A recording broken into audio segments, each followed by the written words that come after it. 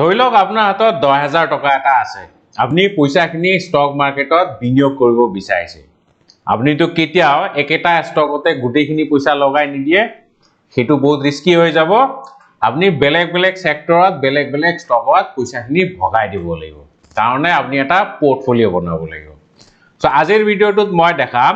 কেনেকে 10,000 টকাৰে পোৰ্টফোলিও এটা বনাব কেনেকে বেলেগ বেলেগ সেক্টৰত বেলেগ বেলেগ ষ্টকত কেনেকে বিনিয়োগ কৰিব ডিটেইলস মই দেখাম স্টক কেনেকে বাছি উলিয়াব সেক্টৰ কেনেকে বাছি উলিয়াব হেখিনি কথা আজি আলোচনা কৰা হ'ব সো ভিডিওটো ইন্টাৰেষ্টিং হ'ব লাষ্টলৈকে চাব আৰু স্কিপ নকৰাকে চাব সো फ्रेंड्स মোৰ নাম ডক্টৰ ৰাজীৱ এলবি ৰয় যদি ফাৰ্স্ট টাইম আমাৰ চেনেলটো ভিজিট কৰি আছে Updex Assamese by Rajiv LB please subscribe কৰি দিব আৰু লগতে বেল আইকনটো দবাই দিব ইয়াতে আমি স্টক মাৰ্কেটৰ ওপৰতে ভিডিও বনাও ইনভেষ্টমেন্ট ট্ৰেডিং মিউচুৱেল ফান্ড যদি শিকিব বিচাৰিছে সাবস্ক্ৰাইব কৰিবলৈ নেপাহৰিব ওকে 10,000 টকাৰে পোৰ্টফোলিও আমি কেনেকে বনাম ঠিক আছে সো সবতছে প্ৰথমতে আপুনি কি কৰিব লাগিব সেক্টৰ ডাইভাৰ্সিফাই কৰিব লাগিব মানে একেটা সেক্টৰত গুটেইখিনি পইচা লগাই নিদিব মেটেল সেক্টৰে হওক বা ফাৰ্মা সেক্টৰে হওক বা এফএমসিজি সেক্টৰে হওক কেতিয়া গুটেইখিনি পইচা একেটা সেক্টৰত লগাই নিদিব বা আপুনি একেটা ষ্টকতে গুটেইখিনি পইচা লগাই নিদিব কাৰণ কি কাৰণ একেটা সেক্টৰত বা একেটা ষ্টকতে যদি আপুনি গুটেইখিনি পইচা লগাই দিয়ে তেতিয়া হলে কিবা কাৰণত যদি সেক্টৰটো ডাউন হৈ যায় বা স্টকটো পাৰফৰ্ম কৰিব নোৱাৰে কিবা কাৰণত কোম্পানীটো বন্ধ হৈ গল তেতিয়া হলে আপোনাৰ গুটেই পইচাখিনি মাৰা যাব পাৰে সেই কাৰণে আপুনি কি কৰিব লাগিব বেলেগ বেলেগ সেক্টৰত বেলেগ বেলেগ ষ্টকত আপুনি পইচাখিনি ভগাই দিব লাগিব ঠিক আছে আৰু ওয়াৰেন বাফেট ওয়াৰ্ল্ডৰ বিখ্যাত ইনভেস্টৰ সাকসেসফুল ইনভেস্টৰ ওয়াৰেন বাফেট সাহেবে কৈছে don't put all your eggs into one basket একেটা পাছিতে গুটেই কিটা কণী থৈ নিদিব কিবা কাৰণত যদি পাছিটো হৰি পৰে তেতিয়া হলে গুটেই কিটা কণী আপোনাৰ ভাঙি যাব ঠিক আছে গতিকে বেলেগ বেলেগ পাছিত আপুনি কণী কিটা ভগাই থব লাগিব বাই চান্স যদি কিবা কাৰণত এটা বাস্কেট ভাঙি যায় বা এটা বাস্কেট পৰি যায় তেতিয়া হলে বাকি কিটা বাস্কেটৰ কণী কিটা সুৰক্ষিত হৈ থাকিব ঠিক আছে সো স্টক মাৰ্কেটতো একে আপনি পইচাখিনি বেলেগ বেলেগ সেক্টৰত বেলেগ বেলেগ ষ্টকত ভগাই দিব লাগিব সো ইয়াতে মই দেখাম কেনেকা আপনি বেলেগ বেলেগ সেক্টৰত পইচাখিনি ভগাব ঠিক আছে আপনি যেতিয়া স্টক মাৰ্কেটত বিনিয়োগ কৰিব না প্ৰথমতে আপনি চাব লাগিব সেক্টৰ খণ্ড বেলেগ বেলেগ সেক্টৰ যেনেকে এফএমসিজি সেক্টৰ আছে অটো সেক্টৰ আছে তাৰ পিছত ফাৰ্মা সেক্টৰ আছে কেমিক্যাল সেক্টৰ আছে তেনেকে বাছি লব লাগিব ঠিক আছে প্ৰথমতে আপনি সেক্টৰটো বাছি লব তাৰ পিছত প্ৰত্যেকটো সেক্টৰ পৰা এটলিষ্ট এটা স্টক প্ৰত্যেকটো সেক্টৰ পৰা এটলিষ্ট এটা স্টক আপনি বাছি লব আৰু সেইটা স্টকত আপনি বিনিয়োগ কৰিব পইচাখিনি ইকুৱেলি ডিস্ট্ৰিবিউট কৰি দিব ঠিক আছে যদি আপনি ওয়েটেজ বেস কৰিব বিচাৰে হেতুও পাৰে কিন্তু হেতু আপনি পিছত কৰিব আগে আপনি মানে যদি একদম নতুন ইনভেস্টৰ হয় ওয়েটেজ চাব নালাগে আপনি ইকুৱেলি ডিস্ট্ৰিবিউট কৰি দিব ঠিক আছে ইমান মাথা মাৰিব নালাগে গুটেই কিটা সেক্টৰতে যিমানখিনি পইচা আছে আপনি ভগাই দিব সো আপোনাৰ হাতত কিমান পইচা আছে 10,000 সো মিনিমাম আপনি 5টা মান সেক্টৰ বাছিব লাগিব ঠিক আছে 5টা সেক্টৰ বাছিব আৰু 5টা সেক্টৰৰ পৰা প্ৰত্যেকটো সেক্টৰৰ পৰা এটা ষ্টক বাছি লব আৰু সেইকিটা ষ্টকত পইচাখিনি ভগাই দিব ঠিক আছে সো টোটাল 10,000 টকা 5টা সেক্টৰ মানে কি প্ৰত্যেকটো সেক্টৰত আপনি 2,000 টকাকে বিনিয়োগ কৰিব পাৰিব ঠিক আছে সো আমি কি কৰিব লাগিব প্ৰথমতে 5টা সেক্টৰ বাছি উলিয়াব লাগিব সো মই প্ৰথমতে কি কৰিম 5টা সেক্টৰ বাছি উলিয়াম সো এতিয়া ইন দিস কাৰেন্ট সিনাৰিও আপনি যদি ষ্টকত বিনিয়োগ কৰিবলৈ যায় তেতিয়া হলে ভাল সেক্টৰ হ'ব মোৰ মতে এক নম্বৰ হ'ব বেংকিং সেক্টৰ ঠিক আছে বেংকিং সেক্টৰ কিহৰ কাৰণে এতিয়া ইন্টাৰেস্ট ৰেট আৰবিআই যোনটো ইন্টাৰেস্ট ৰেট আছে হেতু বহুত হাই হৈ আছে আৰু আমি সবে এক্সপেক্ট কৰি আছো বাই ডিসেম্বৰ এই ৰেপো ৰেটটো মানে আৰবিআই যোনটো ইন্টাৰেস্ট ৰেট হয় হেতু হয়তো ডিক্ৰিজ কৰিব ঠিক আছে যদি হেতু ডিক্ৰিজ কৰে তেতিয়া হলে তেওঁলোকৰ প্ৰথম বেনিফিচিয়াৰি হ'ব মানে এইটো কামৰ কাৰণে প্ৰথম বেনিফিচিয়াৰি হ'ব বেংকিং সেক্টৰ 2 নম্বৰ বেনিফিচিয়াৰি হ'ব NBFC non banking financial services ঠিক আছে এনবিএফসি সো এই দুটা সেক্টর প্রথম বেনিফিশিয়ারি হ'ব গতিকে প্ৰথমতে আমি কি কৰিম ব্যাংকিং সেক্টৰৰ পৰা এটা ষ্টক বাছি লম তাৰ পিছত দ্বিতীয়তে আমি এনবিএফসি সেক্টৰৰ পৰা এটা ষ্টক বাছি লম ঠিক আছে সো ব্যাংকিং সেক্টৰটো বহুত ষ্টক আছে সো বহুত ষ্টকৰ ভিতৰত মোৰ যোনটো ভাল লাগে সেইটো হ'ল কেনাৰা বেংক ঠিক আছে কেনাৰা বেংক আৰু এইখিনিতে মই কৈ দিম যে এটা স্ট্যান্ডাৰ্ড ডিসক্লেইমাৰ দি দিও এইটো একো ৰিকমেন্ডেশন নহয় আপুনি ৰিকমেন্ডেশন বুলি নাভাবিব মই জাস্ট উদাহৰণ স্বৰূপে দেখাই আছো কেনেকে পোৰ্টফোলিও এটা বনাব লাগে ঠিক আছে সো ৰিকমেন্ডেশন নহয় আৰু ইনফ্লুয়েন্সও আপোনালোক নহব সো যিয়ে নহক প্ৰথমতে আপুনি কেনাৰা বেংকটো চাব পাৰে কেনাৰা বেংকৰ ফাইনান্সিয়ালছটো বেয়া নহয় সো কেনাৰা বেংকৰ এতিয়া যদি আপুনি প্ৰাইস চাই কিমান চলি আছে 102 টকা বা 103 টকা মান চলি আছে ঠিক আছে আৰু ৰিসেন্ট যোনটো হাই আছিল প্ৰায় 129 ইয়াৰ পৰা 20% মান অলৰেডি কাৰেকশন দেখাইছে গতিকে সস্তা দামতে পাই আছে আৰু ইয়াতে মই যোন কেটা ষ্টক বাছি লম ন গুটেই কিটা ষ্টকৰে কিমান হয় কিবা এটা পজিটিভ পইণ্টস মই আপোনালোকক কম কোনটোৰ কাৰণে মই এইটো ষ্টক বাছি লৈছো ঠিক আছে সো কেনাৰা বেংক কিয়ৰ কাৰণে বাছি লৈছো এইটো এটা পিএসইউ বেংক হয় আৰু ই বিৰাট ধুনিয়া ডিভিডেন্ড ইল্ড দি আছে বিৰাট ধুনিয়া নহলেও 3% ৰ ডিভিডেন্ড ইল্ড দি আছে ঠিক আছে সো ডিভিডেন্ড ইল্ড যদি 3% হয় এটো আপোনাৰ এডিশনাল ইনকাম হ'ব ঠিক আছে ক্যাপিটাল এপ্রিসিয়েশন তো হ'ব মার্কেট প্রাইস যদি বাঢ়ি যায় তেতিয়া হলে ইয়াৰ আপনি বেনিফিট তো পাবই ঠিক আছে কিন্তু ইয়াৰ উপৰি আপনি 3% ৰ ডিভিডেন্ড ইল্ড পাব সো এক নম্বৰত আপনি কি কৰিব কেনাৰ বেংক টু চুজ কৰিব পাৰে আৰু কেইটা ষ্টক লব লাগিব হেতু মই কম আগে মই ষ্টক কেইটা কৈ দিছো আৰু সেক্টৰ কেইটা কৈ দিছো ঠিক আছে সো দ্বিতীয়তে মই কি কৈছিলো NBFC non banking financial service NBFC so NBFC ত আপনি বহুত ষ্টক পাব তাৰে ভিতৰত মই হাউজিং ফাইনান্স লৈছো হাউজিং ফাইনান্সও এনবিএফসিৰ ভিতৰতে পৰে সো যেনেকুৱা বাজাজ হাউজিং ফাইনান্স আইপিও তো ৰিসেন্টলি ওলাইছে কিন্তু মই হেতু কেতিয়া সাজেস্ট নকৰো সো মোৰ মতে এটা হাউজিং ফাইনান্স কোম্পানী আছে ভাল হেতু হল এপটাস ভ্যালু হাউজিং ফাইনান্স কোম্পানী ঠিক আছে সো এইটো কোম্পানী এতিয়া প্ৰায় লাইফ টাইম হায়াৰ ওচৰতে ট্ৰেড কৰি আছে সো এইটো ষ্টক চাব পাৰে আৰু এইটো ষ্টকৰ এটা পজিটিভ পইণ্ট কি সো 5 ইয়াৰ্স যদি আপনি প্ৰফিট গ্ৰোথ চায় মোৰ দেন 40% তাৰমানে ইয়াৰ অন ইয়াৰ কোম্পানিটোৱে 40% ৰ প্ৰফিট গ্ৰোথ দেখাই আছে ঠিক আছে আৰু এইটো CAGR profit growth cumulative average growth rate so বিৰাটে ধুনিয়া গ্ৰোথ প্ৰফিট গ্ৰোথ সো সেই কাৰণে মই এই ষ্টকটো পছন্দ কৰিছো এপটাস ভ্যালু হাউজিং ফাইনান্স ঠিক আছে এতিয়া ইয়াৰ প্ৰাইস চলি আছে 383 रुपीस ঠিক আছে কেইটা ষ্টক হেতু মই কম সো দ্বিতীয় সেক্টৰটো গল এনবিএফসি তৃতীয় মই আৰু এটা সেক্টৰ বাছি লৈছো হেতু হল কি হেতু হল মেটেল সেক্টৰ ধাতু ঠিক আছে ধাতু সেক্টৰটো কিহৰ কাৰণে এতিয়া চলিব বুলি মই আশা কৰিছো কাৰণ চাইনিজ গভৰ্নমেন্টে ৰিয়েলিটি সেক্টৰত অলপমান পুশ দি আছে ঠিক আছে আৰু চাইনিজ বা চাইনা মাৰ্কেট হল ইন্ডিয়াৰ কাৰণে বিশেষকৈ মেটেল সেক্টৰৰ কাৰণে সবতছে ডাঙৰ বিগ কনজিউমাৰ হয় তেওঁলোক বহুত মেটেল ইম্পোৰ্ট কৰে আমাৰ ইন্ডিয়াৰ পৰা সো সেই কাৰণে মই মেটেল সেক্টৰটো বাছি লৈছো আৰু মেটেল সেক্টৰৰ ভিতৰত এটা ষ্টক বাছি লৈছো হেতু হল হিন্দালকো ইন্ডাস্ট্ৰিজ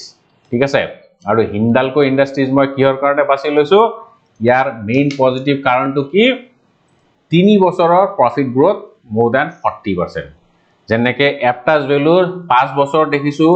40% অফ প্ৰফিট গ্ৰোথ কৰি আছে কিন্তু হিন্দালকো ইন্ডাস্ট্ৰিজ যোৱা 3 বছৰ ধৰি 40% মোৰ দেন 40% অৰ প্ৰফিট গ্ৰোথ কৰি আছে তাৰনে দিনে দিনে কোম্পানীটোৰ আয়টো বৃদ্ধি হৈ আছে গতিকে এইটো ষ্টকও চাব পাৰি আৰু ষ্টকটোৰ যদি আপুনি টেকনিক্যাল চাৰ্ট চাই বিৰাট ধুনিয়া আপ ট্ৰেন্ডতে আছে আৰু ৰিসেন্ট যোনটো হাই আছিল ৰিসেন্ট হাই নহয় এতিয়া প্ৰায় লাইফ টাইম হায়াৰ ওচৰতে ট্ৰেড কৰি আছে ঠিক আছে যদি অলপমান কাৰেকশন দিয়ে 10-15% বা 20% তেতিয়া হলে তো সোনে পে সুহাগা হ'ব তেতিয়া বিনিয়োগ কৰিবলৈ আৰু বেছি ভাল হ'ব কাৰণ আপুনি সস্তাত পাব ঠিক আছে সো এইটো তৃতীয় সেক্টৰটো গ'ল চতুৰ্থ সেক্টৰত মই লৈছো FMCG এটা FMCG ষ্টক এটা বাছি লৈছো FMCG ষ্টক কিহৰ কাৰণে লৈছো কাৰণ আপোনাৰ পোৰ্টফলিওত সকলো ধৰণৰ সেক্টৰ থাকিব লাগে সকলো ধৰণৰ ষ্টক থাকিব লাগে কিন্তু মোস্ট ইম্পৰ্টেন্ট কি ডিফেন্সিভ সেক্টৰ থাকিব লাগে ডিফেন্সিভ মানে ডিফেন্স সেক্টৰ নহয় দে ডিফেন্সিভ মানে যোনবিলাক সেক্টৰ মাৰ্কেট যদি ডাউন হয় বেয়াৰিশ হয় সেইবিলাক সেক্টৰে ইমান ডাউন নহয় ঠিক আছে আৰু তাৰ ভিতৰত এক নম্বৰ থাকে ফাৰ্মা সেক্টৰ মানে ডিফেন্সিভ সেক্টৰ বুলি কোৱা হয় আইটি সেক্টৰ কোৱা হয় আৰু FMCG fast moving consumer goods এইটো সেক্টৰ এটা ষ্টক বাছি লৈছো এই ষ্টকটোৰ নাম হল গোকুল এগ্ৰো ৰিসোৰ্সেস ঠিক আছে এইটো কোম্পানী মেইনলি এডিবল অয়েল মিঠাতেল তেওঁলোকে বনায় মিঠাতেল বা ৰিফাইন্ড তেল তেওঁলোকে বনায় ঠিক আছে এইটো ষ্টক মই বাছি লোৱাৰ মেইন কাৰণ কি ROE 5 ইয়াৰ্ছৰ যদি আপুনি ROE চাই CAGR ROE 5 বছৰত more than 20%ৰ ROE দি আছে ৰিটাৰ্ণ অন ইকুইটি জেনাৰেট কৰি পেলাই দি আছে ঠিক আছে আপুনি যেতিয়া বিনিয়োগ কৰিব আপোনাৰ পইচাখিনি লৈ পেলাই কিমান পইচা তেওঁলোকে বনাব পাৰে কোম্পানীটোৱে কিমান পইচা বনাব পাৰে সেইটো হল ROE সো ROE যদি more than 30% হয় হেতুটো ফ্যান্টাস্টিক কিন্তু 20% হলেও বহুত ভাল বুলি ক'ব লাগিব যোৱা 5 বছৰ ধৰি more than 20%ৰ ROE জেনাৰেট কৰিছে ঠিক আছে and last but not the least হেতু সেক্টৰ হল কি সেক্টৰ লৈছো এটো মই লৈছো এটা ব্ৰোকাৰেজ ফাৰ্ম IIFL সিকিউৰিটিজ ব্ৰোকাৰ সেক্টৰ কিহৰ কাৰণে ব্ৰোকাৰ সেক্টৰ এটো কাৰণে লৈছো আপুনি যদি যোৱা 3 বছৰ বা 4 বছৰ 2020 ৰ পৰা মাৰ্চ 2020 ৰ পৰা যেতিয়াৰ পৰা কৰোনা স্টাৰ্ট হৈছে তেতিয়াৰ পৰা আপুনি যদি ডিমেট একাউন্টৰ সংখ্যা চাই ন মই কি লিখি আছো ডিমেট একাউন্টৰ সংখ্যা যদি চাই month on month year on year বৃদ্ধি পাই আছে ঠিক আছে সো তাৰনে বহুত সংখ্যক মানুহ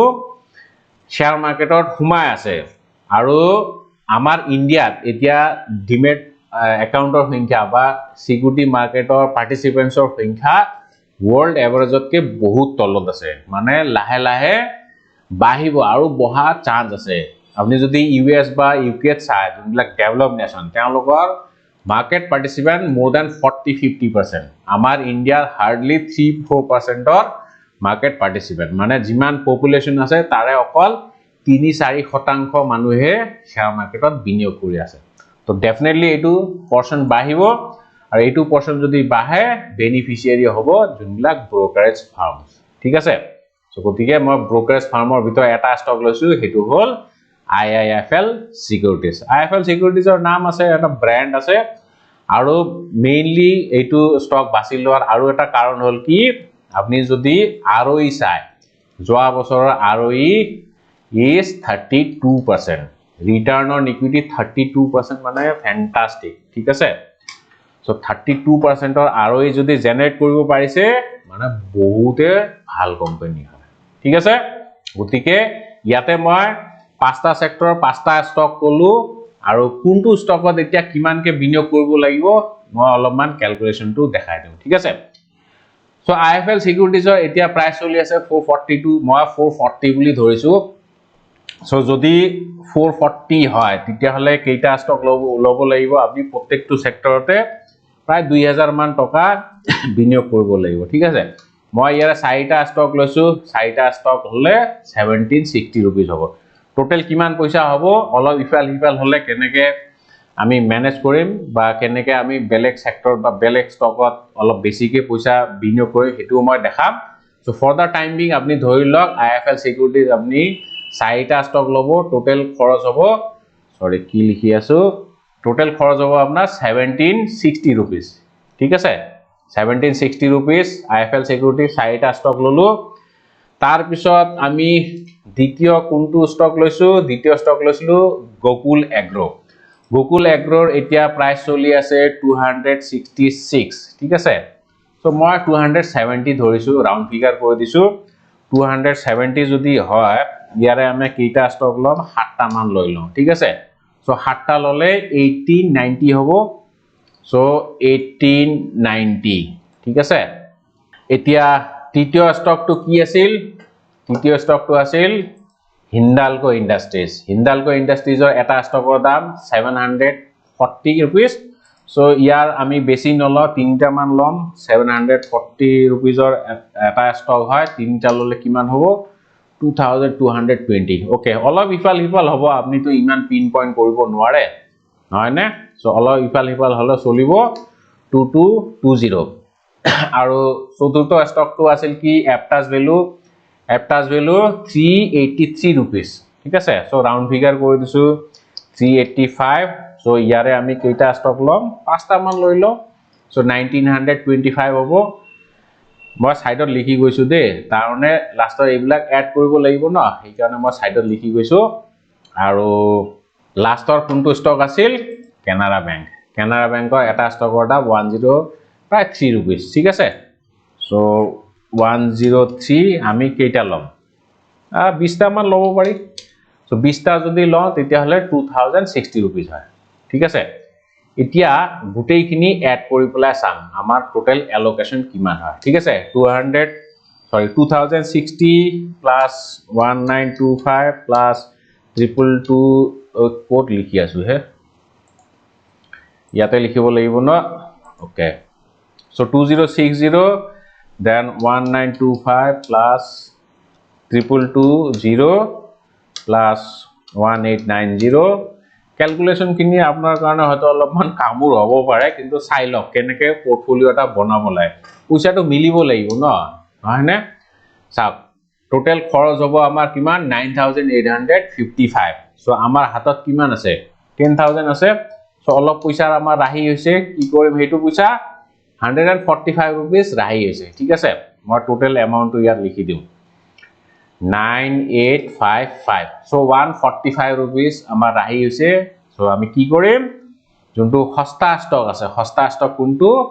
কানাড়া বেংক সো কানাড়া বেংকৰ এটা ষ্টকৰ দাম 103 rupees ঠিক আছে সো এডিশনাল আমি প্ৰথমতে কিমানটা লৈছিলো কানাড়া বেংক 20 টা লৈছো না সো আৰু এটা লৈ লম ঠিক আছে সো তেতিয়া আমাৰ কি হ'ব only 40 rupees manor amount eta roi jabo so iman pin point to koribo nwari so this is how you can make a portfolio of rupees 10000 ঠিক আছে পয়সা কেতিয়া একটা সেক্টৰত গুটিখিনি পয়সা লগাই নি দিব সদায় আপনি পোৰ্টফোলিওটো ব্যালেন্স কৰিব লাগিব আৰু প্ৰথমতে আপনি ইকুৱেলি ব্যালেন্স কৰা শিকক পিছত আপনি লাগিলে ওয়েটেজটো বঢ়াই দিব এটা সেক্টৰত অলপমান বেছি পয়সা লগাব আনটো সেক্টৰত আপনি অলপমান কম পয়সা লগাব ঠিক আছে সো এইখিনি কৰতে মোৰ অলপ হলে কষ্ট হৈছে বন্ধুসকল গতিকে কেনেকুৱা লাগিছে ভিডিওটো বনাই মইতো বনাই ভালে পাইছো আপোনালোকে প্লিজ কমেন্ট কৰি জনাব যদি ভাল হৈছে ভাল বুলি লিখিব বেয়া পালে বেয়া বুলি লিখিব আৰু কি আছে ঠিক আছে সো হেকলৈকে ভিডিওটো চোৱাৰ বাবে অশেষ ধন্যবাদ জয় আই অসম